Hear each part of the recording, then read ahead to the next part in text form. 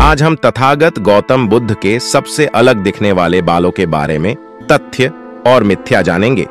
मानवीय धारणा से देखें और तार्किक रूप जोड़े तो बालों को अक्सर लाक्षणिक रूप से मनुष्य का भ्रम माना जाता है, इसलिए इसे अज्ञानता की घास भी कहा जाता है। और सिर मुंडाना प्रतीकात्मक रूप से उन भ्रमों से छुटकारा पाने का प्रतिनिधित्व करता है। ऐसा माना जाता है कि उचित समझ और ज्ञान प्राप्त करने के लिए हमें अपने शरीर और दिमाग को साफ रखना चाहिए। इसीलिए हम अक्सर बौद्ध भिक्षुओं को मुंडा सिर के साथ देखते हैं। यहाँ तक कि इतिहास से पता चलता है कि सिद्धार्थ गौतम बुद्ध ने जब ज्ञान प्राप्त करने के लिए अपना महल छोड़ा था तो उन्होंने अपने बाल कटवाए थे। हालांकि जब हम बुद्ध की मूर्तियों और अन्य कला रूपों को देखते हैं तो बुद्ध को छोटे तंग रिंगलेट कर्ल के साथ चित्रित किया जाता है। बुद्ध के सिर पर लगभग 108 रिंगलेट कर्ल हैं। किसी को आश्चर्य हो सकता है कि कलाकार बुद्ध को छोटे छल्लों के साथ क्यों चित्रित करते रहे हैं। ऐसी कई मान्यताएं हैं जिनमें से एक यह बताती है कि वे छल्ले छोटे बाल नहीं हैं, वे 108 सूखे घोंघे हैं। जिसकी कहानी यह है कि एक दिन बुद्ध पेड़ के नीचे बैठ गए और ध्यान करने लगे। वह अपने विचारों में इतना डूब गए कि उन्हें समय का ध्यान ही नहीं रहा। जैसे जैसे समय बीतता गया, सूर्य की किरणें उनके केसरहित सिर पर पड़ने लगीं। उसी समय एक घोंघा यानी स्नेल जमीन पर अपना रास्ता बना रहा था। घोंघे ने देखा कि बुद्ध उस गर्म दिन पर ध्यान कर रहे थे।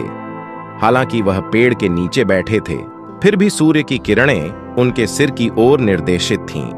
घोंघे ने सोचा कि जल्द ही बुद्ध का सिर ध्यान भटकाने वाला हो जाएगा और उनके लिए ध्यान केंद्रित करना कठिन हो जाएगा। बिना दूसरा विचार किए घोंघा बुद्ध के सिर तक पहुंच गया और वहां बैठ गया। उनके श्लेष्म शरीर ने बुद्ध की सिर की केश रहित त्वचा को ठंडा कर दिया। अन्य घोंघे पहले घोंघे का अनुसरण करते हुए उनके सिर तक गए और वहीं बैठ गए। सिर पर घोंघे सर्पिल सीपियों की साफ सुथरी टोपी की तरह दिखते थे। घोंघे यानी स्नेल के ठंडे और नम शरीर ने बुद्ध के ध्यान को घंटों तक बनाए रखने में मदद की। गर्मी की किरणों से घोंघा सूख गया।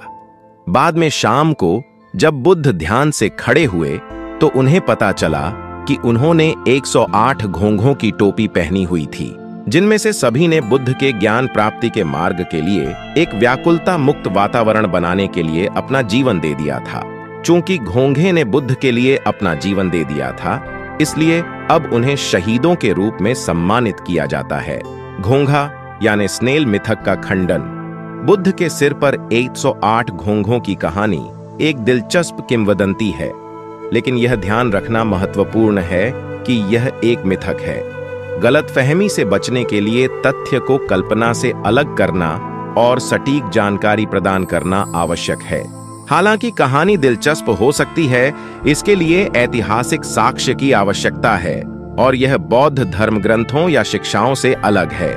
इस बात पर अनेकों राय हैं तथा विश्लेषण हैं, जिनमें से एक है बुद्ध को कर्ल से क्यों चित्रित किया जाता है। बुद्ध को छोटे रिंगलेट कर्ल के साथ चित्रित करना एक कलात्मक परंपरा और प्रतीकवाद है।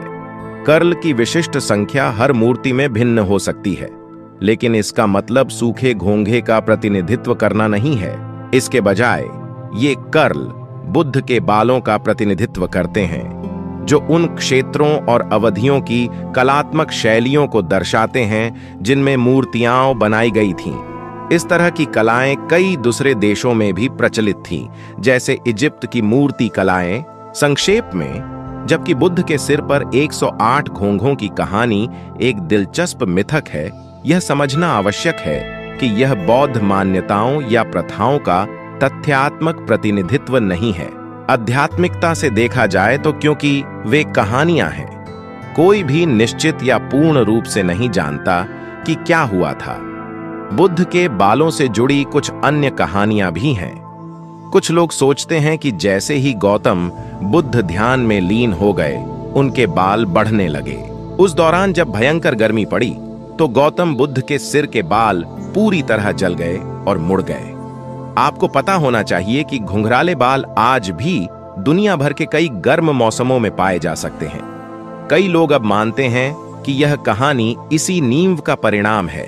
कुछ भी हो, यह मनमोहक कहानी, चाहे शाब्दिक रूप से ली जाए या रूपक के रूप में, सहानुभूति और दयालुता पर, बुद्ध की शिक्षाओं पर प्रकाश डालती है।